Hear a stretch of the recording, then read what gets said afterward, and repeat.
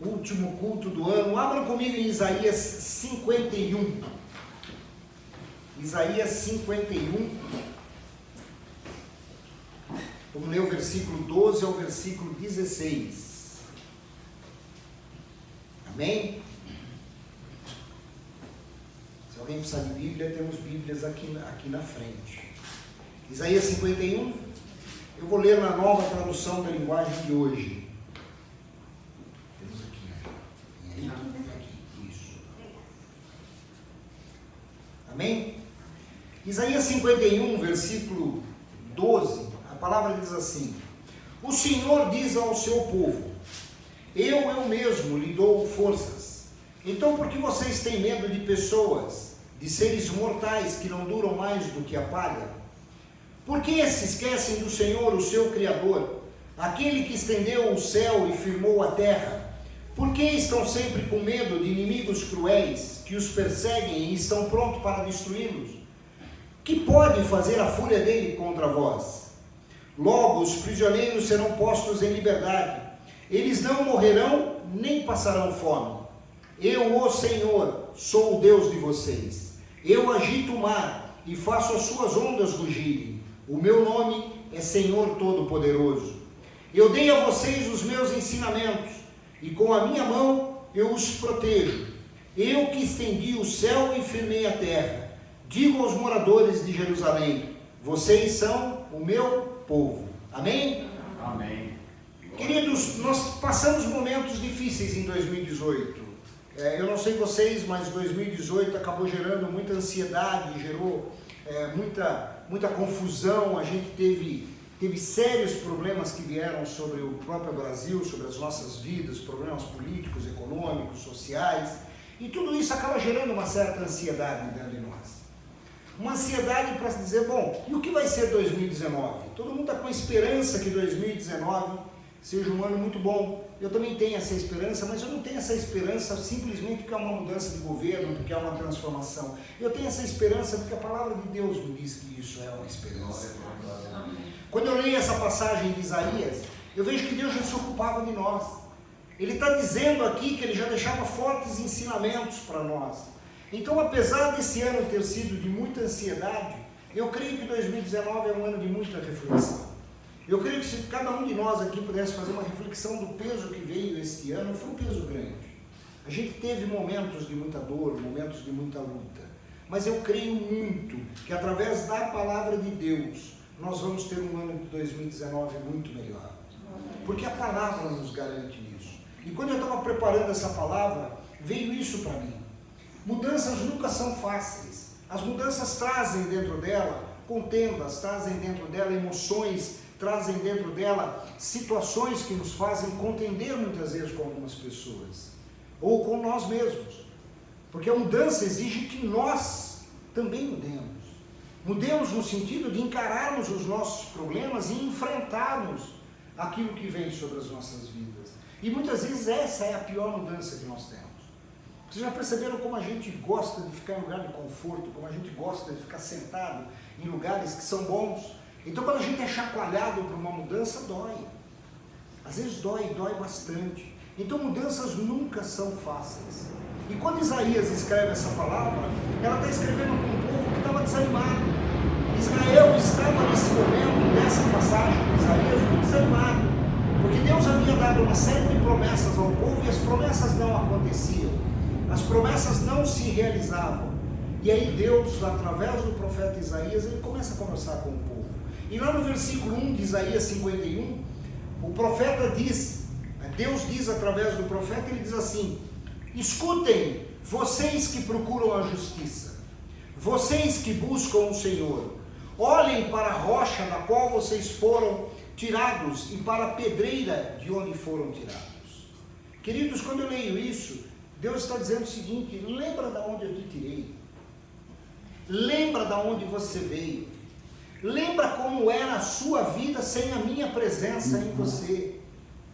E vocês vão ver que era muito pior do que é hoje.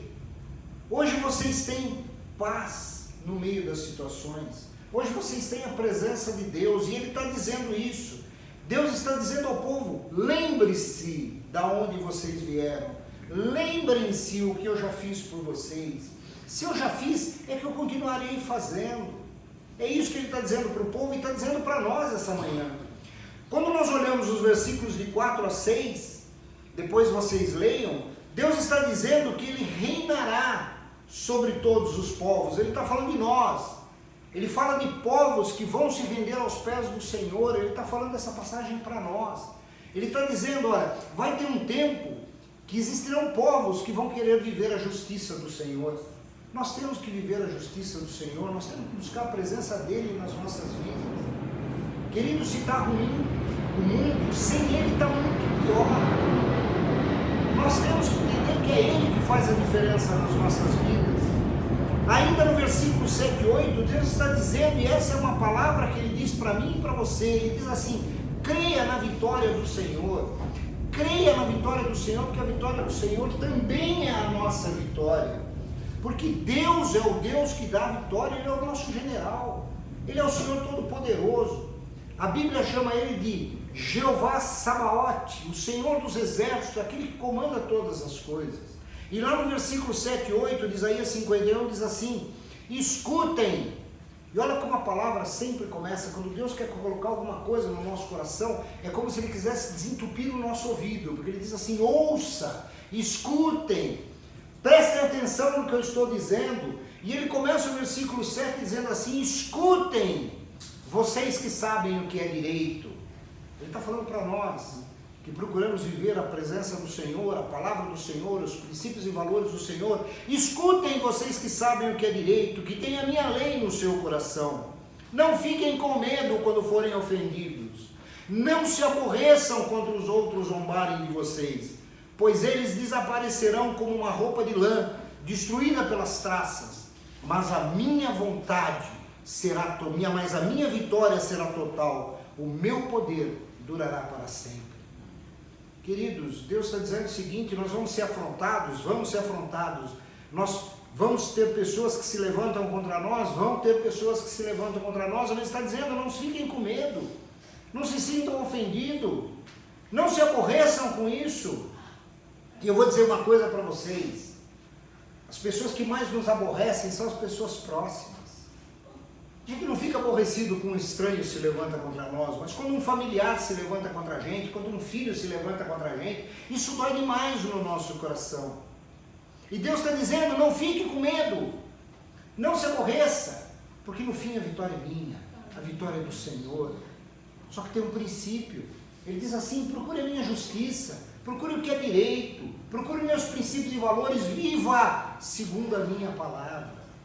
Queridos, Deus não será derrotado nunca. E Ele garante que nós que estamos embaixo da mão dEle, que nós que estamos sob a proteção dEle, seremos vitoriosos também. Nós seremos vitoriosos com eles.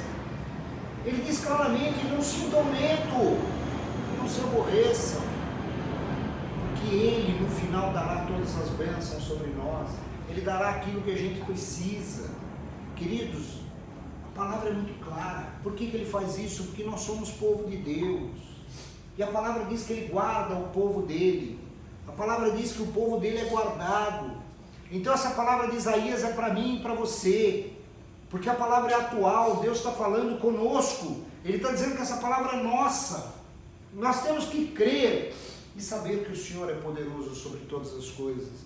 Nós temos que crer que o Senhor está guardando os nossos caminhos, que o Senhor está guardando o nosso ir e o nosso vir, que o Senhor está guardando aquilo que não nos é amado, está guardando os nossos amados, está guardando nossos filhos, nossas esposas, nossa família, nossos negócios. O Senhor está guardando tudo, porque é promessa dEle. Ele guarda a nossa saúde. Ele não faz a gente passar nada que Ele não permita que a gente passe. E se Ele permite que a gente passe, é porque a vitória virá ao final de toda essa situação, seja qual for a situação. Eu nunca vi nenhum personagem bíblico que se pôs na presença do Senhor e não recebeu vitória sobre toda a situação que ele passou. E olha que vários passaram várias situações. Queridos, o próprio Jesus diz, no mundo nós teremos aflições, mas nós temos que ter bom ânimo.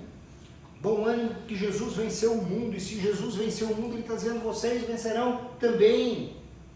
A minha palavra é com vocês, a minha presença é com vocês, eu sou com vocês, é o que diz a palavra. Nós temos que crer nisso, queridos. O Senhor está nos guardando, o Senhor está nos protegendo, o Senhor está preparando um caminho melhor para nós. Por isso que eu falo que o ano que entra será melhor, e o outro ano será melhor ainda, porque cada vez mais nós estaremos na presença do Senhor, nós estaremos deixando o Senhor ir à frente. E isso é que nós temos que crer. Nós louvamos hoje de manhã. Vocês perceberam que os 3 louvores que nós fizemos, todos eles falavam em confiança ao Senhor. Eles falavam em confie, acredite, o Senhor é que te sustenta, o Senhor é que te carrega. Nós temos que crer, queridos. Por mais que as circunstâncias queiram se levantar na nossa vida, por mais que os problemas queiram se levantar na nossa vida, por mais que a insegurança queira se levantar e que isso venha nos assustar, nós temos que entender e confiar que nós temos um Deus que não nos abandona, um Deus que vai à nossa frente, um Deus que conduz as coisas na nossa vida. Queridos, o louvor que nós fizemos, o primeiro louvor, a primeira vez que eu ouvi ele, que é Aquieta Minha Alma, tem uma frase que me marcou muito, porque ele diz assim: confiar é viver perigosamente. Por quê? Porque nós perdemos o controle. Se eu confio, o controle não é meu. Se eu confio, eu solto na mão do Senhor e digo: Senhor, abre o caminho, só me mostra por onde eu tenho que andar. Não é mais o que eu quero, é o que o Senhor quer. Como diz o apóstolo Paulo, não sou mais eu que vivo, é o Senhor que vive em mim. Então, portanto, isso é confiar, e isso é perigoso, porque nós não gostamos de entregar o controle da nossa vida para ninguém. Nós queremos ter o controle, eu quero saber o que eu vou fazer amanhã. Vocês já perceberam como tem gente que tem uma agenda? 9 horas eu vou fazer tal coisa, 9h30 eu vou fazer tal coisa, 10 horas eu vou fazer tal coisa, se o Senhor permitir. Porque se Ele não permitir, essa agenda é toda jogada fora. E é isso que a gente tem que entender. Quando nós confiamos, nós colocamos os nossos planos na mão dEle, mas o sim e o amém vem dEle. É Ele que sabe o que acontece, é Ele que busca o que acontece. E creiam, Ele tem o melhor para nós. Porque se nós confiamos, Ele vai fazer o melhor sobre as nossas vidas. Mas eu gostaria de voltar ao texto inicial, o texto de Isaías 51. E esse texto eu gostaria de destacar 3 pontos que Deus me deu. E esses 3 pontos eu gostaria de compartilhar com vocês essa manhã. O primeiro ponto: nós somos povo de Deus. Deixa eu repetir para vocês. Nós somos povo de Deus. Isso está lá em Isaías 51:12. Diz assim: o Senhor diz ao seu povo. Ele está falando para nós somos povo de Deus. E Ele diz assim: eu mesmo lhes dou força. Então, por que vocês têm medo de pessoas, de seres mortais que não duram mais do que a palha? Sabe, queridos, não podemos esquecer de quem nós somos. Quando nós esquecemos quem nós somos e paramos de olhar para Deus, é o primeiro passo de nós nos afastarmos dele. Nós não podemos esquecer a nossa identidade. Quando nós esquecemos a nossa identidade, nós esquecemos que nós somos filhos de Deus. E daí, para andar fora da presença dele é muito fácil. Nós precisamos nos lembrar sempre quem nós somos. Quando nós começamos a não ver mais Deus na nossa frente, as situações do mundo parecem ser muito maiores do que a gente consegue suportar. Vocês já perceberam que quando nós perdemos o foco de Jesus, quando nós tiramos os olhos de Jesus, onde vão os nossos olhos? Nas situações. E muitas vezes as situações são maiores do que nós podemos enfrentar. Queridos, nós só vencemos as situações olhando para Jesus. Ah, mas está batendo água aqui do meu lado, olha para Jesus. Ah, mas a situação na minha casa está ruim, olha para Jesus. Ah, mas o meu emprego está passando por um problema sério, olha para Jesus. Olha para Jesus. É Ele que é o autor e consumador da nossa fé. É Ele que nos conduz, é Ele que nos caminha, é Ele que nos mostra o caminho certo, queridos. Lá no livro de Jó, uma história que vocês conhecem bastante, a palavra diz que Jó era um homem justo e temente a Deus. Justo e temente a Deus. Só que um dia esse homem passa por algumas grandes provas. Exatamente porque era justo e temente a Deus. E um belo dia ele está jantando com a esposa dele, e entra um empregado e diz assim, olha, sabe aquela tua fazenda, aquela casa que era dos teus filhos, que estava lá? Olha, veio um grande vendaval, destruiu tudo e matou seus filhos, foram roubados seus rebanhos, e assim por 3 vezes, 3 servos dele entram e dizem, em resumo dizem para ele, Jó, você perdeu absolutamente tudo.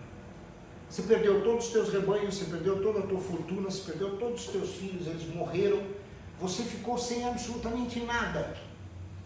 Queridos, eu não sei de vocês, eu imediatamente viraria para Deus, já que eu sou justo e sou um cara decente, eu viraria para Deus, mas por que comigo, Senhor? Por que eu, Senhor? Eu não faço nada contra o Senhor, eu vivo uma vida boa, por que o Senhor fez tudo isso contra mim? Eu não sei vocês, eu faria assim. Seria a minha primeira reação. Sabe qual foi a reação de Jó? Vou ler para vocês.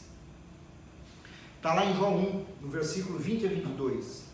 Então Jó se levantou em sinal de tristeza, rasgou as suas roupas e raspou a cabeça. Depois ajoelhou-se, encostou o rosto no chão e adorou a Deus. Aí disse assim, nasci nu, sem nada e sem nada vou morrer. O Senhor deu, o Senhor tirou. Louvado seja o nome do Senhor. Assim, apesar de tudo que havia acontecido, Jó não pecou, nem pôs a culpa em Deus. Queridos, difícil isso, hein? Só quem confia, só quem conhece a Deus, só quem sabe quem é Deus é capaz de dizer uma coisa dessa. O Senhor deu, o Senhor tirou. Sabe o que importa? Viva o nome do Senhor, porque Ele continua sendo Deus apesar de todas as circunstâncias. Mas, queridos, essa confiança que Jó tinha, parece que nesse momento já estava sendo provada. Mas não, vem mais uma prova ainda sobre Jó. Uma não, vem várias ao longo da história de Jó, mas vem uma outra. Não satisfeito em ter tomado tudo, em ter perdido tudo, veio uma doença grave sobre a vida de Jó. E a palavra diz que Jó sofre uma doença no corpo muito forte. De novo, muitos nesse momento diriam, Deus, o Senhor me abandonou mesmo. Agora o Senhor diz que primeiro eu aguentei, mas agora não dá para aguentar. E veja o que Jó faz. Está lá no versículo em Jó 2, do versículo 7 a 10. Aí Satanás saiu da presença do Senhor e fez com que o corpo de Jó ficasse coberto de feridas horríveis, desde a sola do pé até o alto da cabeça. Jó sentou-se num monte de cinzas e pegou um caco para se coçar.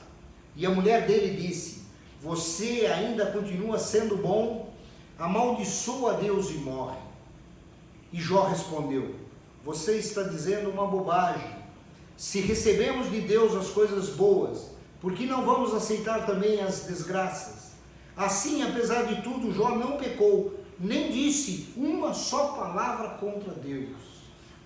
Queridos, isso é conhecimento de Deus, isso é fé.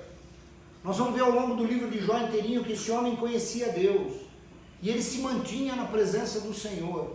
Só que chega um momento do livro que as provações começaram a ficar tão grandes sobre a vida de Jó.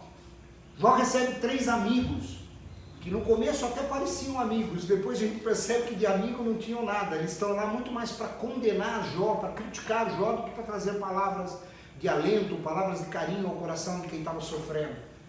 E aí, por causa da conversa desses amigos, Jó começa a questionar uma série de coisas. E aí, quando ele começa a querer falar alguma coisa contra Deus, Deus diz, não, você não vai falar nada, você só vai me ouvir. E aí Deus fala com Jó e conta para Jó uma série de coisas, a ponto de, ao final do livro de Jó, Jó dizer o seguinte para Deus, Deus, antes de tudo, quando o Senhor mesmo me chamou de justo e temente, eu conhecia só de ouvir falar, agora eu o conheço realmente, meus olhos te veem, eu vejo a tua graça, a tua misericórdia, a tua maravilha, eu vejo realmente quem é o Senhor. E sabe o que aconteceu? Deus restaurou tudo na vida de Jó. Deus deu a ele o dobro do que ele tinha, e a palavra diz que ele era um dos homens mais ricos da época. Ele ficou com o dobro de tudo que ele tinha. Por quê? Porque Deus deu restituição a ele. Queridos, esse é o nosso Deus. Quando eu vejo essa história de Jó, parece que eu estou vendo esse primeiro versículo de Isaías que a gente leu. Lembra? O primeiro versículo de Isaías diz assim, eu mesmo lhe dou força. Jó não ficou na força dele, Jó ficou na força do Senhor, por isso que ele resistiu todas as coisas, por isso que ele enfrentou todas as coisas. Jó não teve medo das circunstâncias que veio sobre ele, porque ele sabia quem era o Senhor. Isso, queridos, porque Jó sabia que ele era povo de Deus. Nesse ano que entra, não se esqueça que você é povo de Deus.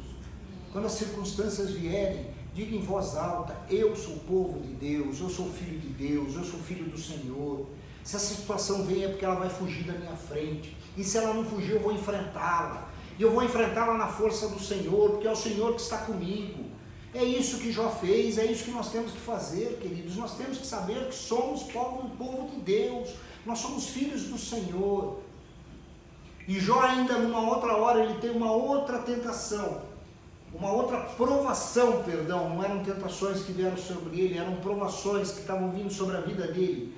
E aí ele, em alto e bom som, ele diz assim: pois eu sei que o meu Redentor vive, e que por fim se levantará sobre a terra. Nós precisamos saber que o nosso Jesus está vivo, que o nosso Jesus nos garante que está conosco o tempo todo. Nós precisamos entender isso, queridos. Nós precisamos entender que o ano de 2019 será melhor. Será melhor porque Ele caminha junto com a gente, porque Ele está junto com a gente, porque as promessas dEle se cumprirão sobre as nossas vidas. Segundo ponto, se no primeiro ponto nós sabemos que nós somos povo de Deus, ou temos que ter a certeza que somos povo de Deus, sabe o que é o segundo ponto? O segundo ponto é: não se esqueça que Deus cuida do seu povo. Porque às vezes a gente pode saber que nós somos povo. Tá bom, eu sou povo, mas Deus não está olhando para mim. Mentira! Deus sempre olha para o seu povo. E lá em Isaías 51, continuando no versículo 13 e 14, diz assim: por que se esquecem? Por que esquecem o Senhor, o seu Criador? Aquele que estendeu o céu e firmou a terra. Por que estão sempre com medo de inimigos cruéis, que os perseguem e estão prontos para destruí-los? Que pode fazer a fúria deles contra vocês? Logo, os prisioneiros serão postos em liberdade, eles não morrerão, nem passarão fome. De novo Deus está dizendo: não tenha medo, toca na minha mão e vai, deixa eu te levar, deixa que eu te conduzo, seja o Senhor a ir à frente, acredite que eu estou à frente de vocês, que eu estou cuidando de vocês. Ele começa o versículo dizendo: por que se esquecem do Senhor? Queridos, se nós somos povo de Deus, a gente não pode esquecer que Deus cuida do seu povo, que é a promessa sobre nós. As dificuldades podem querer fazer a gente duvidar de todas as coisas. O que nós temos que fazer? Nós temos que lembrar que Deus tem um povo, e que se nós estamos no meio desse povo, esse povo é conduzido por Deus, esse povo é cuidado por Deus. Sabe, muita gente diz assim: mas será que Deus me ama de verdade? Deixa eu dizer uma coisa: Ele nos amou tanto, mesmo quando nós éramos pecadores, que Ele deu Jesus pelas nossas vidas, quando nós não merecíamos absolutamente nada. E se quando nós éramos pecadores Ele deu Jesus para que nós pudéssemos ter a salvação, imagina agora que nós somos povo dEle, que nós somos filhos, que nós vivemos segundo suas leis e princípios. Quanto mais Ele vai dar para nós. O amor dele está lá em João 3, 16 e 17. Muitos conhecem de cor salteado esse versículo que diz assim: porque Deus amou o mundo tanto, que deu o seu único Filho, para que todo aquele que nele crer não morra, mas tenha vida eterna. E no versículo 17: pois Deus mandou o seu Filho para salvar o mundo, e não para julgá-lo. Queridos, Jesus veio para que nós fôssemos salvos, para que nós voltássemos à presença de Deus, nós voltássemos a sermos filhos de Deus, membros do corpo de Cristo, membros da família de Deus, povo de Deus. E Deus vai cuidar de nós. Enfrente esse ano de 2019 sabendo disso. Enfrente o ano sabendo que você é povo de Deus e que Deus não desampara o seu povo. Existem promessas que serão cumpridas. Creia que é Deus que nos impulsiona para frente. Não se esqueça de Deus nas suas promessas, elas se cumprirão. Se tem promessas sobre a sua vida, elas se cumprirão, porque a palavra de Deus não volta vazia. Deus não é homem para que minta, nem filho do homem para que se arrependa. Tendo Ele prometido, Ele não cumprirá. Então, se existem promessas, elas se cumprirão, não tenha medo. Deus diz claramente: não tenha medo dos inimigos. Deixa eu dizer uma coisa, quando se sentir sozinho, com medo das situações, lembre-se que nada pode te atingir sem a permissão de Deus. Nada pode vir sobre a sua vida se Deus não permitir que venha. Então, se você está numa situação delicada, se você está numa situação de problema, se você está numa situação que está te conturbando, ora, clama a presença do Senhor, busque a presença do Senhor e confie que Ele está indo à frente. Confie que Ele está fazendo as coisas, confie que Ele está resolvendo aquela situação. Queridos, não adianta nada a gente orar, clamar e querer resolver com as nossas mãos. Eu oro, clamo, ponho na presença do Senhor, aí eu vou lá e vou enfrentar a situação sozinho, sem ter ouvido a Deus. Não vai funcionar. Confiança é como viver perigosamente. Confiança é eu orei, clamei, coloquei na mão do Senhor, ouvi a voz dEle, senti a presença dEle, confia que Ele vai à frente para resolver a situação, porque é Ele quem vai à frente. E no versículo 14 ele ainda diz o seguinte, que a libertação chegou. Queridos, nós nascemos para sermos livres. Nós estamos num tempo de restauração. Deixa eu te perguntar nesse último culto do ano, o que tem te prendido? O que tem te segurado ainda, que você precisa deixar para trás? O que tem prendido a sua vida? Porque o que Deus está dizendo aqui é que tempo de libertação chegou. O tempo da restauração chegou. O que tem te prendido? É você liberar perdão para alguém? Libera perdão para alguém. É você se perdoar por algum pecado que você fez e que você diz que esse pecado é muito grande e que você não consegue se perdoar? Bobagem. Deus já te perdoou. Então, se Deus já te perdoou, se perdoe. Tem pessoas que são presas na autocomiseração, não conseguem liberar perdão para si mesmo. Libera o perdão para si mesmo. Deixa Deus tratar o teu coração. Se você sente que você tem que restaurar a sua vida com alguém, restaure. Busque, seja um criador de pontes e não de muro entre as pessoas. Seja alguém que transforma vidas, não alguém que afasta vidas. Porque Jesus só trouxe vidas na presença dele. Faça isso. Tenha certeza que Jesus entrou na sua vida e já te transformou. E se sua vida já está transformada nos princípios e valores do Senhor, transforme a vida de outros. Ah, pastor, é difícil falar com aquela pessoa. Se você orar, clamar e buscar a direção de Deus, não é. Porque é Ele que vai dar a direção, é Ele que vai dar como falar, é Ele que vai dar o que falar, é Ele que vai conduzir a sua vida naquela direção. Faça isso. Deixa Jesus transformar.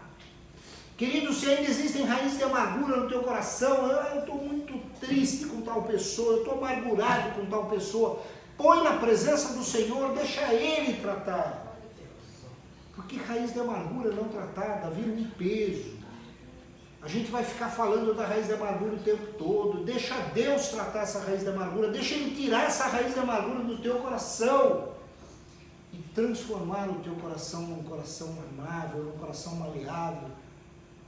Como a própria palavra diz, um dia eu tirarei o coração de pedra e colocarei um coração de carne. Deixe Ele colocar um coração de carne em você. Se é isso que você precisa, faça isso. Não termine 2018 carregando esses pesos.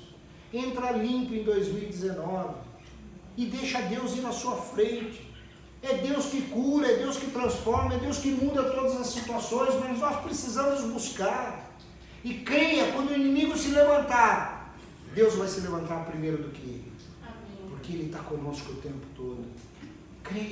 Creia nisso e deixa Deus olhar para você, deixa Deus defender as suas causas, deixa Ele ser o primeiro na tua vida.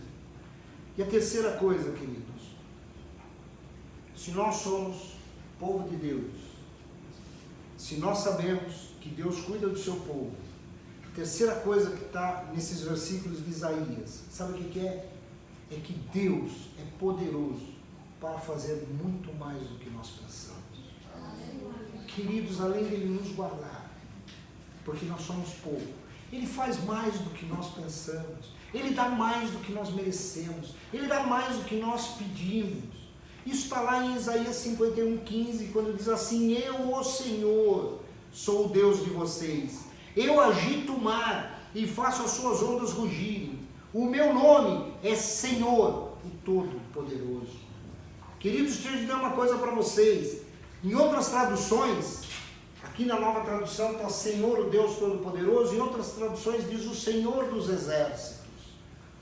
Muitas vezes quando nós lemos isso, nós não temos a noção do que significa ser Senhor dos Exércitos. Nós não entendemos a grandeza dessa característica de Deus. Querido, o Senhor dos Exércitos é aquele que domina tudo.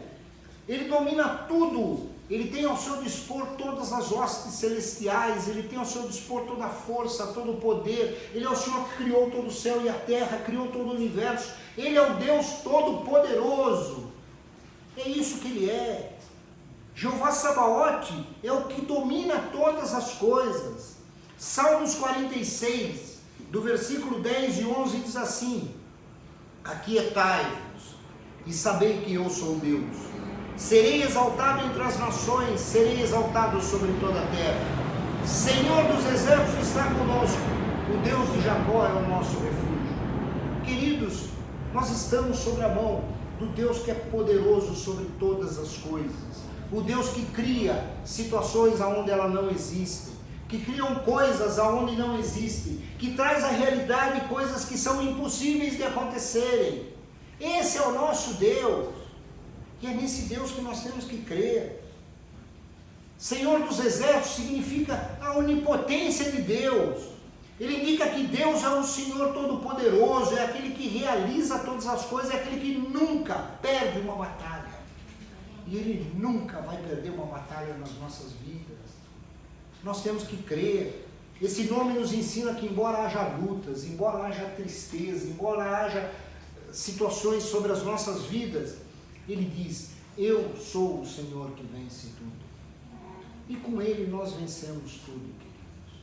Nós precisamos entender isso. Ele está sempre conosco no meio das batalhas. Seja nas nossas dores, nos nossos desapontamentos, nas nossas frustrações, nas quedas que muitas vezes nós temos.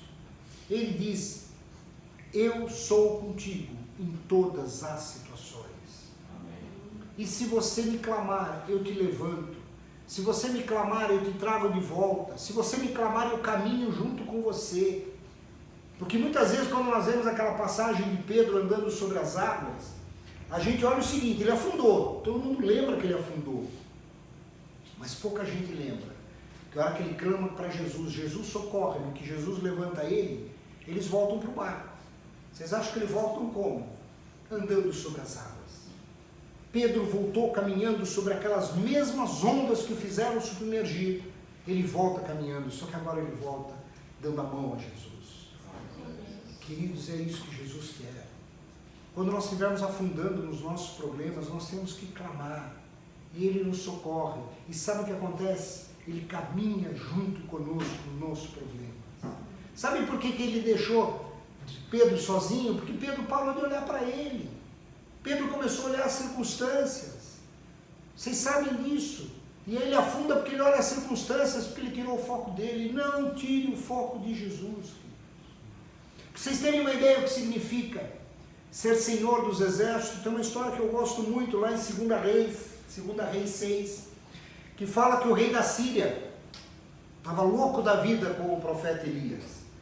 Porque cada vez que o rei da Síria ia fazer alguma coisa contra Israel, Elias tinha uma visão de Deus e avisava o povo de Israel antes. Aí um belo dia, o rei da Síria fala assim: bom, se o problema é Elias, vamos resolver o problema. Vamos atrás de Elias, vamos matar Elias, porque assim Deus para de dizer para Israel quais são os meus planos. E realmente ele manda um exército atrás de Elias. E um belo dia, esse exército descobre onde Elias está e cercam a casa onde Elias está. E lá naquela casa está Elias e o ajudante dele, que chama Geazi. E eu fico imaginando essa cena, eu falo: nossa, como Deus tem um senso de humor maravilhoso.